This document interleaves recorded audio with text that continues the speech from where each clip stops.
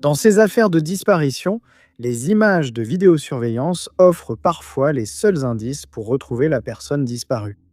Portées disparues depuis des mois ou des années, toutes ces personnes ont des proches qui espèrent leur retour. Numéro 10. Certaines disparitions étranges concernent des personnes ayant évité toutes les caméras de vidéosurveillance avant de s'évaporer dans la nature. C'est peut-être ce qui est arrivé à Mark Kenson, disparu. Une brève apparition pourrait indiquer ce qui lui est arrivé. Mark avait 53 ans lorsqu'il a disparu sans laisser de traces le 31 janvier 2025. Lorsque la police a lancé un nouvel appel à témoins un an après sa disparition, il y avait peu de nouvelles informations sur ce qui aurait pu lui arriver. Peu d'informations ont été révélées sur l'affaire de Mark, et on ne sait pas vraiment si l'on en sait beaucoup plus sur les circonstances de sa disparition. Vu pour la dernière fois marchant près de la maison de ses parents à Glencombe-Tower, banlieue de Cardiff, entre 21h45 et 22h, on ne sait pas exactement qui a vu Mark ni dans quel état il se trouvait au moment de sa disparition. Le dernier témoignage précis rapporte qu'il se trouvait sur Captain's Walk en direction de Bronson Crescent. Mark aurait alors traversé une zone herbeuse avec un simple sentier piéton. Ces deux zones résidentielles limitent la quantité d'images de vidéosurveillance que la police peut analyser. Après la disparition de Mark, la police a analysé les images de vidéosurveillance qu'elle a pu trouver dans la zone. Des recherches au sol ont aussi ciblé les lieux où Mark a été aperçu pour la dernière fois, ainsi que la zone herbeuse et les bosquets proches pouvant cacher une personne en difficulté. Mais aucun signe de Mark ni de ses affaires n'a été retrouvé. La police a également lancé un appel à témoins pour tout signalement potentiel. Des signalements ont été faits, sans confirmation qu'il s'agisse de l'homme disparu. Angela, l'épouse de Mark, a rejoint la police pour lancer un appel à témoins. Lors de l'enquête, la police lui a montré des images de vidéosurveillance où l'on pensait l'apercevoir. Seule une de ces images n'a pu être écartée. Elle montrait un homme marchant tard le soir devant un garage Texaco. On voyait l'homme au loin et il tournait le dos à la caméra. Ses vêtements sombres compliquent l'identification, et ni la police ni Angela n'ont pu confirmer s'il s'agissait de Mark. L'observation a eu lieu le 2 février, quelques jours après que Mark ait été vu pour la dernière fois à Saint-Mélon, une autre zone de Cardiff. Si c'était bien Mark, cette observation ne fait que soulever davantage de questions sur l'endroit où il se trouvait dans l'intervalle et sur la façon dont il a réussi à éviter d'être vu par les caméras. La question la plus importante est de savoir où Mark est allé après avoir quitté le champ de vision de la caméra. Lors de l'appel à témoins lancé à l'occasion de l'anniversaire, les vidéos de surveillance n'ont pas été évoquées. La famille de Mark dit qu'il menait une vie normale et ne voit aucune raison pour laquelle il voudrait disparaître. Il mesure 1,70 m et a été vu pour la dernière fois avec un survêtement à capuche bleu-gris et des chaussures Puma blanches à détails verts. Toute personne ayant des informations sur cette affaire est priée de contacter la police du sud du pays de Galles via leur site web à l'adresse southwalespolice.uk ou en appelant le 111 en mentionnant le numéro de référence 2 500 033 949. Numéro 9. Quand Peter Edwards a quitté son domicile à Scone, en Écosse, sa famille pensait le revoir en quelques heures. Mais près de 10 ans après, l'endroit où il est allé ce jour-là reste inconnu. Peter était un membre apprécié et connu de la petite communauté de Scone. Il était pasteur à la Perth Christian Fellowship locale, qu'il avait aidé à fonder dans les années 80. Employé à la librairie de l'église, il était réputé pour sa gentillesse et convivialité. Il discutait souvent avec les clients au travail. On ne lui connaissait aucun problème, sa disparition fut donc totalement inattendue. Tôt le matin du 1er novembre 2016, Peter a quitté son domicile, disant à sa famille qu'il allait travailler. Mais au lieu de cela, l'homme de 65 ans a laissé ses clés sur le pas de la porte de sa maison et est parti. Il a pris le bus numéro 7 jusqu'à la ville voisine de Perth, descendant à 7h43 près de l'hôtel Lovat. Il n'est pas entré dans l'hôtel, mais a marché vers le centre-ville. Perth était un endroit que Peter connaissait bien. Il fréquentait un café soutenu par l'église en ville, mais ce jour-là, il ne s'y est pas arrêté. Vers midi, il est descendu du bus à Aberdeen et il a passé 2 heures en ville avant de monter dans le bus X7 de 14h pour Stonehaven. C'est dans ce bus que les dernières images de vidéosurveillance de l'homme disparu ont été filmées. Les images montraient qu'il était seul, portant un petit sac et un parapluie. Il n'y avait rien d'inhabituel sur les images, à part le fait que c'était la dernière fois qu'on voyait Peter. Il est descendu du bus à 15h20 et a apparemment disparu dans la nature. Mais à ce moment-là, Un après-midi de novembre en Écosse, le soleil allait se coucher et il était tard pour qu'on arrive à Stonehaven pour une excursion d'une journée. Peter avait bien un sac avec lui, mais il ne semblait pas suffisant pour passer la nuit. La famille de Peter a prévenu la police lorsqu'il n'est pas rentré ce soir-là. Ils ont alors découvert son étrange trajet en bus. Il était possible de voyager directement entre Perth et Stonehaven, mais quelque chose avait poussé Peter à aller plutôt à Aberdeen. Il a passé 2 heures à Aberdeen, sans précision sur ses activités durant ce temps. Il semble également y avoir un écart de quelques heures entre le moment où Peter est arrivé à Perth et celui où il serait parti pour arriver à Aberdeen vers midi. La police a mobilisé hélicoptères et chiens pisteurs pour retrouver l'homme disparu. Les chiens n'ont détecté aucune odeur à l'arrêt où Peter est descendu. D'après sa famille, Peter ne connaissait pas bien Stonehaven et n'avait aucune raison évidente d'y aller. Une théorie avançait qu'il voulait quitter son ancienne vie pour une raison. Sa famille pense qu'il aurait pu se teindre les cheveux ou se raser la barbe, modifiant ainsi radicalement son apparence. Peut-être qu'une personne l'attendait en voiture à Perth, expliquant pourquoi son odeur n'a jamais été retrouvée. Sa famille s'inquiète et espère élucider le mystère de la disparition de leurs proches. Peter est décrit comme mesurant environ 1,78 m, de corpulence mince, avec les cheveux dégarnis, une tête chauve et une barbe blanche. Il a été vu pour la dernière fois portant un pantalon sombre, une veste noire, des chaussures neuf foncées et un bonnet gris. Toute personne ayant des informations sur cette affaire peut contacter la police d'Écosse au 101 ou l'association Missing People au 116 000. Numéro 8. Damien Vernon avait 32 ans lorsqu'il a disparu sans laisser de traces, laissant derrière lui de jeunes enfants et une famille très unie. Plus de 10 ans après sa disparition, sa famille ignore toujours ce qui lui est arrivé. Damien a quitté son domicile à Bridlington en Angleterre le 8 décembre 2014. Il conduisait la voiture de sa petite amie et se rendait à Sheffield pour acheter un véhicule à quelqu'un. La personne était quelqu'un que Damien avait déjà rencontré auparavant, et rien n'indiquait qu'il ait eu quoi que ce soit à voir avec cette mystérieuse disparition. La dernière observation confirmée du père disparu a eu lieu dans une banque à Bridlington. Les images de vidéosurveillance montrent Damien vers 14h15. Il semblait détendu et souriant pendant qu'il parlait à la caissière. La police estime qu'il a quitté Bridlington peu après. Cela devait être un trajet simple, mais pour une raison inconnue, Damien a pris un détour en quittant la route principale. La police a pu retracer son itinéraire à travers plusieurs routes nationales, y compris un arrêt à une station-service BP sur l'A645. Il est finalement arrivé à Wakefield, une ville à 1h30 de route. Passer par Wakefield pour rejoindre Sheffield n'aurait guère rallongé le trajet, mais Damien n'allait jamais finir le voyage. Il s'est rendu dans un quartier résidentiel, s'est arrêté sur la rue Sycamore, et là, il a laissé sa voiture et a été vu en train de marcher dans une ruelle entre les maisons. Quand Damien n'est pas rentré ce soir-là, sa famille a compris qu'il se passait quelque chose. C'était rare qu'il manque un dîner en famille. Sa mère a signalé sa disparition le lendemain, lançant les recherches. La Vauxhall Corsa que Damien conduisait a été vite retrouvée, mais cela a soulevé plus de questions que de réponses. Le véhicule a été retrouvé près de la rivière Calder, alimentant les spéculations selon lesquelles l'homme disparu aurait pu finir dans l'eau. Une recherche intensive sur 35 miles le long de la rivière n'a révélé aucune trace de Damien, ni d'indice sur sa disparition. En juin de l'année suivante, l'enquête a été réduite car il n'y avait aucune nouvelle piste à suivre. Personne n'avait d'explication sur la raison pour laquelle Damien aurait pu s'arrêter à Wakefield. S'il avait l'intention de rencontrer quelqu'un là-bas, cette personne ne s'est jamais manifestée. Selon la police, rien n'indique qu'une tierce personne soit impliquée dans sa disparition, mais sa fille pense que quelqu'un sait quelque chose qui pourrait aider l'enquête. Pour le 10e anniversaire de la disparition, la police a diffusé les images de vidéosurveillance de la banque, espérant qu'elles révèlent de nouveaux indices. La police et la famille de Damien poursuivent leurs appels à témoins. Damien est décrit comme mesurant environ 1,83 m, de corpulence mince, avec des cheveux courts, ondulés et châtain clair. Ses vêtements au moment de sa disparition sont visibles sur les images de vidéosurveillance. Toute personne ayant des informations sur cette affaire peut contacter le 101 en mentionnant le numéro de dossier 125 du 2 décembre 2024 ou appeler Crime Stoppers au 0 800 500 55 111. Numéro 7. Au cours de quelques jours en juillet 2011, Maria Cash, âgée de 29 ans, a entrepris un voyage erratique entre plusieurs villes d'Argentine. Des caméras de surveillance ont filmé certains de ses déplacements, mais ce qui s'est passé après sa dernière apparition reste un mystère. Tout a débuté par un simple voyage spontané pour voir une amie.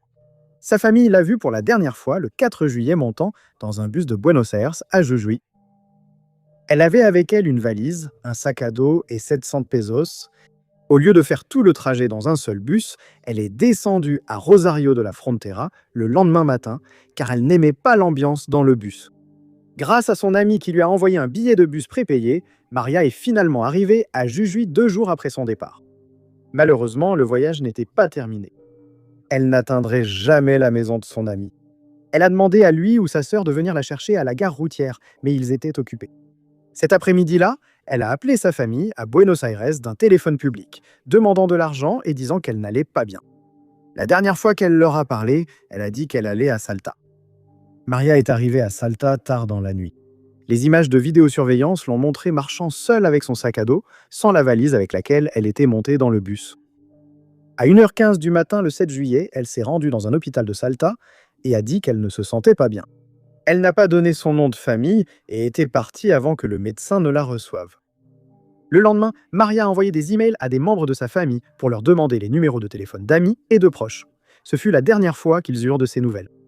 Les images de vidéosurveillance et les témoignages de témoins ont permis de prolonger un peu plus la chronologie. Maria a fait du stop à bord de plusieurs camions en direction du sud. Selon un chauffeur, Maria était silencieuse et paraissait dans un état étrange durant le trajet. Elle lui a dit qu'elle comptait rencontrer quelqu'un à la frontière de Tucumán, mais aucune rencontre n'est connue à ce jour. Le dernier chauffeur s'appelait Héctor Romero. Il a affirmé l'avoir conduite sur 14 km, la déposant près du sanctuaire de Fuenta Coria sur la route nationale 34. Ce serait la dernière apparition connue de Maria. Romero a affirmé qu'il y avait d'autres camions dans les environs, mais personne d'autre ne s'est manifesté en disant l'avoir prise en voiture. Maria a été portée disparue le 8 juillet, après avoir perdu contact avec sa famille. Son comportement avait été erratique avant sa dernière apparition et les recherches ont débuté aussitôt. Les images de vidéosurveillance pouvaient appuyer les récits de certains automobilistes ce jour-là, mais le témoignage de Romero n'a pas été confirmé et il a changé de version plusieurs fois. En 2024, Romero a été arrêté, mais les poursuites contre lui ont été abandonnées faute de preuves. Même si Maria avait été victime d'un acte criminel de la part de quelqu'un rencontré sur la route, cela n'expliquerait pas son comportement étrange avant.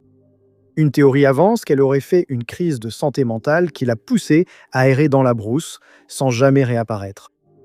Des enquêtes approfondies ont donné des pistes, sans résultat. 15 ans après, la famille de Maria ignore toujours ce qui lui est arrivé ou comment la ramener. Numéro 6.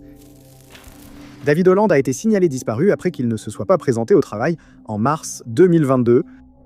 Les images de vidéosurveillance trouvées lors de l'enquête ont accentué le mystère. David Hollande a été vu pour la dernière fois le soir du 11 mars 2022. Originaire du pays de Galles, il vivait depuis des années en Nouvelle-Zélande et venait demander sa résidence permanente. Il était médecin et sa mère le décrivait comme doté d'une profonde conscience sociale. Même s'il vivait à l'autre bout du monde, David restait en contact avec sa mère. Ils avaient échangé des messages quelques jours seulement avant sa disparition. Il suggérait de profiter de la fin de l'été en surfant. Il était aussi inquiet de l'invasion récente de l'Ukraine par la Russie. Sa mère ignorait que ces messages seraient les derniers qu'elle recevrait de lui. David a été vu pour la dernière fois par des amis. Il leur a dit qu'il allait nager sur une plage non loin de chez lui, à Tauranga. Ce n'était pas surprenant car David était très actif et aimait les activités de plein air. On a remarqué son absence seulement quand il n'est pas venu travailler le lendemain. Au début, la police a travaillé en partant du principe que David était vraiment allé nager, ou du moins qu'il en avait eu l'intention. On disait que c'était un bon nageur, mais il pouvait tout de même avoir eu des problèmes dans l'eau. Mais des images de vidéosurveillance révélées 1 an plus tard ont soulevé encore plus de questions. Enregistrées à 20h le soir où David a disparu, les images de vidéosurveillance montraient un homme lui ressemblant marchant vers le nord le long du pont de Sandhurst Drive. La police n'était pas sûre que c'était David, mais l'homme portait des affaires qui manquaient au domicile du médecin comme des bottes de randonnée, un pantalon beige et un haut sombre. La police a montré des images améliorées à la mère de David. La police restait prudente, mais la mère de David était sûre que c'était son fils. David n'avait aucune raison d'aller dans cette direction s'il voulait juste nager. Il se pouvait qu'il ait changé d'avis et soit parti faire une randonnée à la place ou qu'il se passe autre chose d'étrange. La nouvelle piste a mené la police et les équipes de recherche à fouiller les secteurs de Matarapi et Magatapu.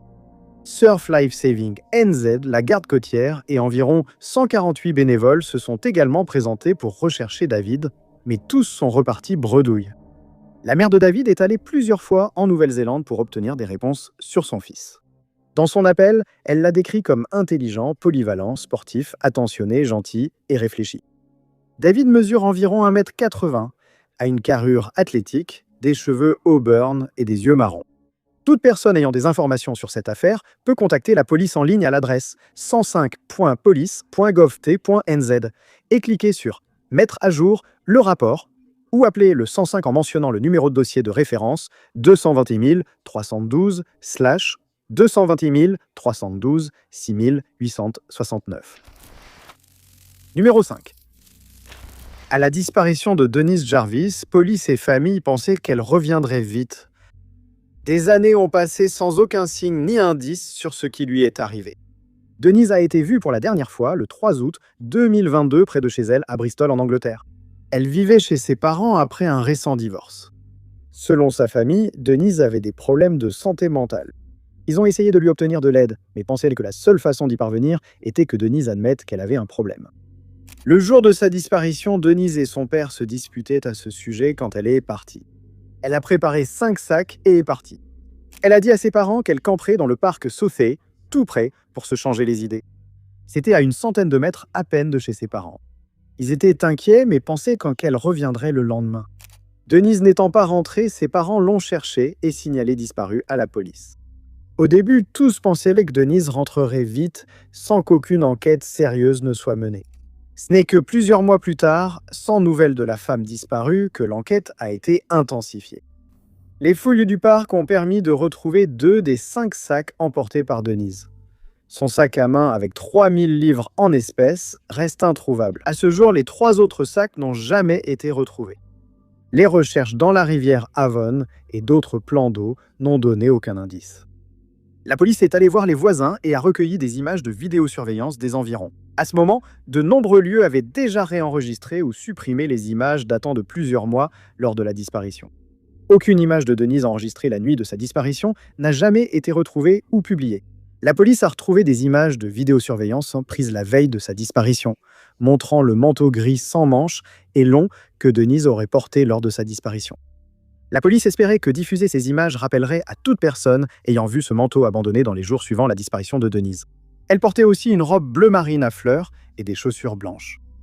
Quelques signalements ont eu lieu après la disparition de Denise, mais aucun n'a été confirmé.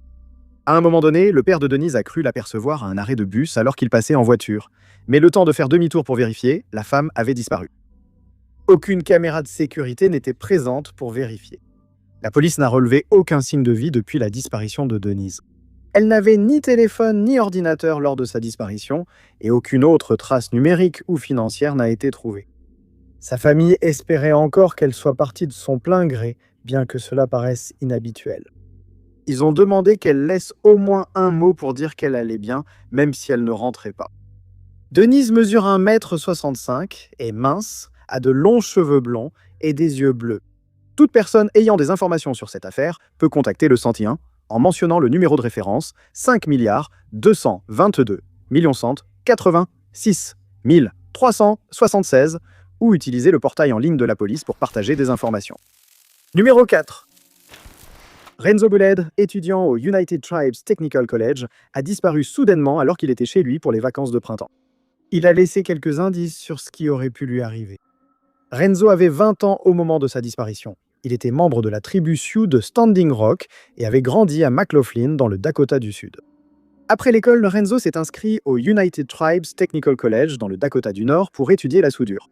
Selon sa famille, il n'y avait aucun problème évident avec ses études ou sa vie personnelle.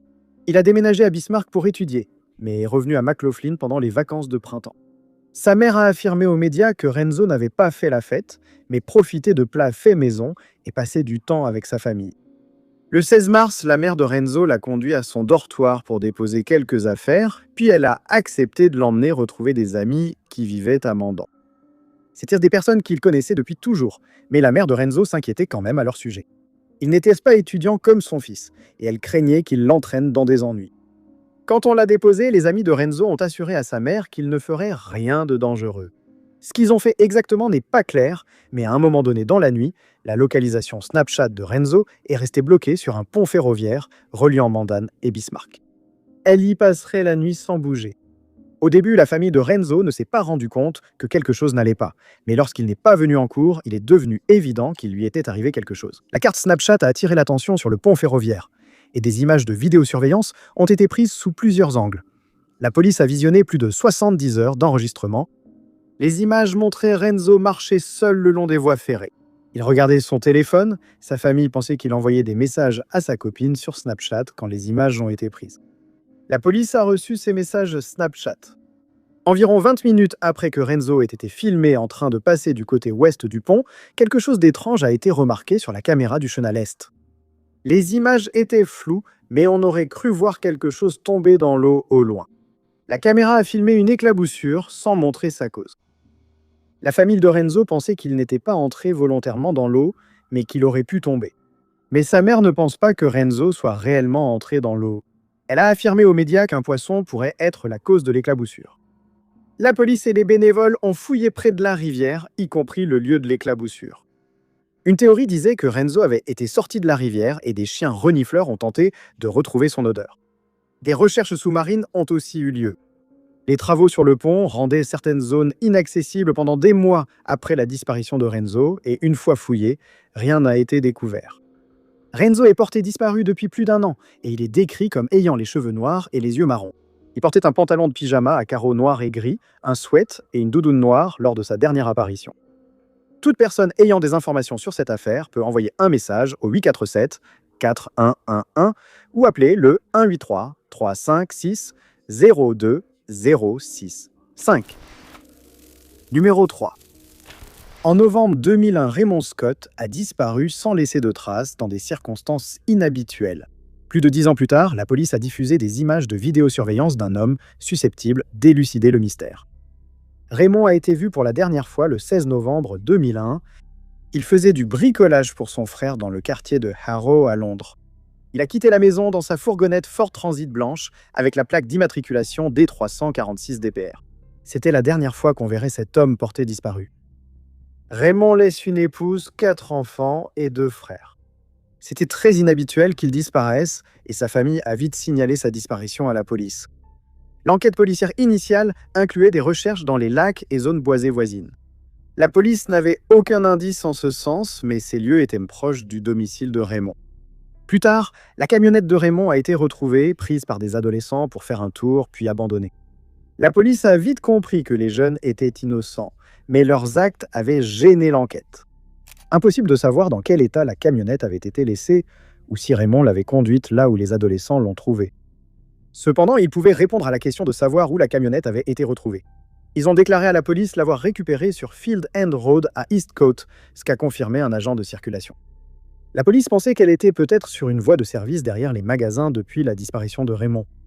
À ce jour, la destination de Raymond après avoir quitté la maison de son frère demeure inconnue.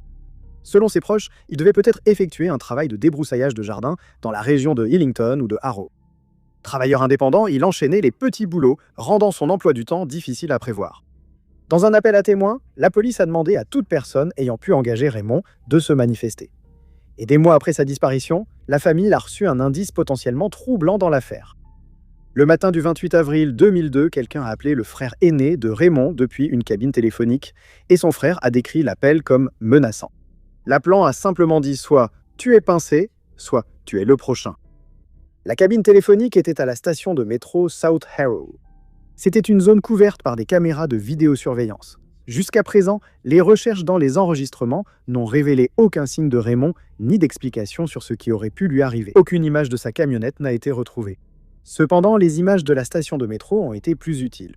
Les images tremblantes montraient un homme en veste sombre et chapeau monter les escaliers jusqu'au quai, puis quitter le champ de la caméra. C'était la personne que la police soupçonnait d'avoir passé l'appel. Le frère de Raymond a passé des années à demander à la police de rendre ces images publiques, et ce n'est qu'en 2014 qu'il a obtenu gain de cause. L'affaire de Raymond a été présentée dans Crime Watch avec des images de vidéosurveillance. À ce stade, la récompense pour toute information menant à l'arrestation et à la poursuite de toute personne responsable s'élevait à 20 000 livres, et à présent la police était certaine qu'il y avait eu acte criminel. Mais malgré l'appel, l'homme reste non identifié et Raymond est toujours porté disparu. Raymond mesurait 1,70 m à sa disparition et avait une silhouette mince. Il avait un tatouage Ray sur la main gauche et portait des lunettes carrées. Toute personne ayant des informations peut contacter Crime Stoppers au 0800 500 50 511. Numéro 2. Rosemary Harry a été vue pour la dernière fois le 28 janvier 2006. Dans les mois qui ont suivi sa disparition, il y a eu peu d'indices dans son affaire et sa famille ainsi que ses amis cherchent toujours des réponses. Rosemary, une femme autochtone, vivait à Duncan, Colombie-Britannique, lors de sa disparition. Elle était en train d'améliorer sa vie et avait récemment emménagé dans un appartement avec sa meilleure amie. Le dernier jour où elle a été vue, sa colocataire l'a déposée au centre-ville de Duncan pour voir une assistante sociale. Elle assistait toujours aux réunions, cette fois ne faisait pas exception. Elle s'est rendue à la réunion sans problème et selon sa colocataire, devait l'appeler à la fin de la réunion pour qu'elle vienne la chercher, mais l'appel n'est jamais venu. Rosemary n'est pas rentrée et ses proches ont vite compris qu'il y avait un problème. Âgée de 34 ans, elle publiait fréquemment sur les réseaux sociaux, notamment plusieurs vidéos quotidiennes sur TikTok, mais était restée silencieuse depuis sa disparition. Son absence était extrêmement inhabituelle. Ses proches la décrivaient joyeuse, extravertie et serviable, de bonne humeur lors de la dernière fois qu'elle a été vue. Après plusieurs jours sans nouvelles, les proches de Rosemary savaient qu'il y avait un problème. Elle a été signalée disparue le 4 février. Ses amis et sa famille ont immédiatement commencé à la chercher et ils ont imprimé des tracts et ont fait du porte-à-porte dans les secteurs où elle avait été vue pour la dernière fois, cherchant toute personne qui pourrait savoir ce qui s'était passé après qu'elle ait quitté sa réunion. L'enquête policière a impliqué l'interrogatoire de plusieurs personnes et la mobilisation d'équipes locales de recherche et de sauvetage pour retrouver une trace de Rosemary. Une recherche approfondie, avec une unité de sauvetage en eau vive, a eu lieu 2 semaines après sa disparition. La police a aussi cherché des images de vidéosurveillance locale. 1 mois après sa disparition, la police a publié une image extraite de la vidéosurveillance montrant la femme disparue. La date et le lieu exact de la photo n'ont pas été communiqués, mais l'image montrait la veste que l'on pensait que Rosemary portait au moment de sa disparition. Malheureusement, aucune information recueillie n'expliquait ce qui était arrivé à Rosemary après son rendez-vous. D'après les amis et l'assistante sociale de Rosemary, la police possédait son portefeuille et son téléphone, sans jamais expliquer comment elle les avait obtenus. Peu d'informations ont été retrouvées dans cette affaire, mais la famille et les amis de Rosemary espèrent toujours la ramener chez elle. Elle est décrite comme autochtone, mesure 1,52 m et pèse 64 kg. Elle a les yeux marrons et les cheveux noirs, qu'elle teint habituellement en blond ou en rouge. Toute personne ayant des informations sur cette affaire peut contacter la GRC de North Cashwan-Duncan au 250 748 55 22. Numéro 1. La disparition de Connie Royce est l'une des plus anciennes affaires de disparition avec des images claires de vidéosurveillance. Connie a disparu en 1990 et les images la montrant titubant hors d'un bar indiquent son dernier endroit confirmé. Elle passait une soirée avec 2 amis la nuit de sa disparition. C'était une étudiante divorcée de 24 ans qui vivait avec ses parents à Madison Heights, dans le Michigan. Après son divorce, elle avait eu une brève relation avec un autre homme, mais elle a rompu avec lui après une dispute qui a conduit à l'intervention de la police. À la fin du mois de mai, Connie a rencontré un homme nommé Greg et ils se sont rapprochés. Ils ont décidé de sortir ensemble le 1er juin au soir. Lorsque Connie est arrivée à l'appartement de Greg, elle a découvert que son ami Brad était également là. Ils ont décidé d'aller tous ensemble au bar Hayloft, où ils sont arrivés vers 22 h. Le Hayloft était l'un des rares bars de la région à être équipé de caméras de vidéosurveillance. Les caméras couvraient l'entrée et la sortie du bar et ont clairement filmé l'arrivée de Connie, Greg et Brad. Ils avaient déjà bu avant d'arriver et ont continué à l'intérieur. Personne dans le bar n'a remarqué quoi que ce soit d'inhabituel concernant le groupe. 1 heure après leur arrivée, Greg est allé aux toilettes. Connie a soudain dit à Brad qu'elle devait partir, puis elle est partie. Elle tenait ses talons hauts à la main, mais a laissé son sac derrière. Les images montrent Connie quittant le bâtiment, et à un moment donné, elle a trébuché contre le mur à côté du bâtiment, mais elle a semblé ignorer cela et est sortie du champ de la caméra. Elle semblait être sous l'influence de l'alcool à ce moment-là, et avait bu au moins 4 verres. Lorsque Greg est revenu, les deux hommes ont demandé à plusieurs membres du personnel des informations sur Connie, et ils ont confirmé qu'elle était partie mais n'avaient aucune idée de l'endroit où elle était allée. Les hommes pensaient qu'elle reviendrait chercher son sac à main, alors ils ont attendu. Mais lorsque le bar a fermé à la fin de la nuit, il n'y avait toujours aucune trace d'elle. Greg est retourné à son appartement et a trouvé la voiture de Connie toujours garée devant. Elle n'est jamais revenue. Comme Connie n'était pas rentrée chez elle, sa disparition a été signalée aux autorités. Au départ, les hommes avec elle auraient pu être suspects, mais les images prouvant qu'ils n'étaient pas avec Connie à son départ et qu'ils sont restés plusieurs heures avant de partir. On pensait que quelqu'un avait mis quelque chose dans le verre de Connie au bar et l'avait attaqué après. Mais la police n'a jamais pu identifier qui que ce soit sur les images de surveillance. Son ex-mari et son ex-petite amie ont tous deux fait l'objet d'une enquête, mais chacun avait un alibi. Après que sa disparition ait fait la une, des employés d'une pizzeria voisine ont signalé qu'ils l'avaient peut-être aperçue. Une femme ressemblant à Connie a été vue utilisant la cabine téléphonique vers 23h15. Le téléphone était à un pâté de maison du bar. Une voiture d'un modèle de la fin des années 1970 a été vue près de là, mais on ignore si cela avait un lien avec la disparition. Il était également possible que Connie ait eu un accident quelconque. La rivière Clinton passait près du dernier lieu où Connie a été vue. Des plongeurs ont fouillé les plans d'eau voisins sans trouver d'indices. 35 ans plus tard, on n'a jamais retrouvé de traces de Connie. Lorsque l'affaire a été réexaminée comme une affaire non résolue, toutes les personnes impliquées ont été de nouveau interrogées, mais il n'y a eu aucune mise à jour. Connie mesurait 1,60 m et pesait 54 kg au moment de sa disparition. Elle portait une mini-robe noire sans manches, avec une jupe à imprimer fleurie. Elle avait un tatouage de bourdon au poignet et 2 prénoms avec un cœur sur l'épaule droite. Elle avait également un espace entre ses dents de devant. Toute personne ayant des informations sur cette affaire peut contacter le bureau des détectives du shérif du comté de Macomb au 586-307-9358. Merci beaucoup à vous tous d'avoir regardé. Si vous avez aimé cette vidéo, n'oubliez pas d'appuyer sur le bouton j'aime. N'oubliez pas non plus de vous abonner et de cliquer sur la cloche de notification pour rester informé de toutes nos prochaines vidéos. Mais je m'appelle Top 5 Unknowns et je vous retrouve dans la prochaine vidéo.